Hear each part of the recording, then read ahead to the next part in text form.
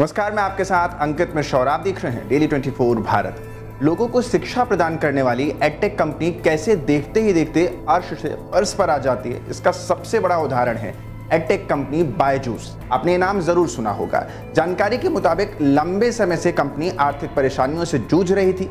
Company के पास कर्मचारियों को सैलरी देने तक के लिए पैसा नहीं था। आलम तो यहां तक आ चुका था कि अब कंपनी की नेटवर्थ यानी जो उसकी कीमत है वो शून्य हो चुकी थी, यानी शून्य पर आ चुकी है। और यह हम नहीं कह रहे, बल्कि बायजूस के फाउंडर बायजूस रविंद्रन ने खुद ये बात कही है और बताया है कि कैसे ये कंपनी अर्श से फर्श पर आ गई है।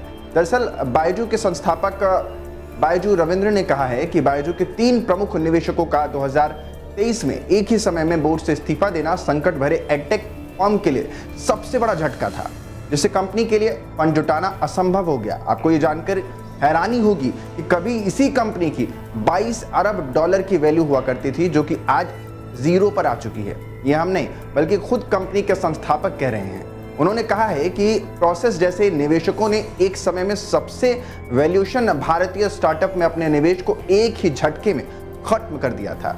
स्थिति तो यहां तक आ गई थी कि मानो निवेशकों ने बायजूस को बस में खाई में बैठाकर ढकेल दिया हो। अगर वे इस्तीफा देने की जगह बदलाव या पुनर्गठन के लिए वोट की योजना बनाए होते तो कंपनी की हालत आज ऐसी नहीं होती। ये बातें वो कह रहे हैं, कंपनी के फाउंडर हैं। आपको बता दें कि जहां एडटेक कंपनी बायजूस की वैल्यू साल 2022 तक 22 अरब डॉलर थी, वो आज अब शून्य हो चुकी है। रविंद्रन ने तो ये तक कहा है कि बायजू कंपनी को लेकर कोई धोखाधड़ी उन्होंने नहीं की है। अगर ऐसा कुछ किया होता तो कंपनी में सबसे पहले पैसा वही निकालते और अलग हो जाते, लेकिन हमने ऐसा नहीं किया, बल्कि हमने और पैसा लगाया। रविंद्रन ने कहा कि अमेरिकी कर्जदाताओं की ओर से 1.2 अरब डॉलर का टर्म लोन खतरनाक साबित हो रहा है और आगे भी होता रहा।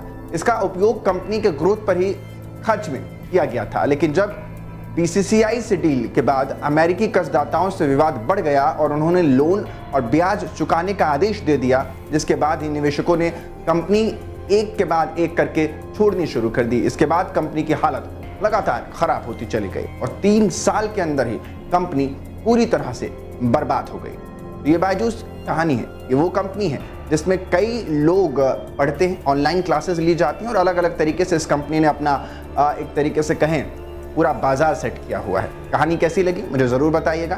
फिलहाल के लिए मुझे दीजिए इजाज़त। कल फिर आपसे होगी मुलाकात एक नई कहानी के साथ।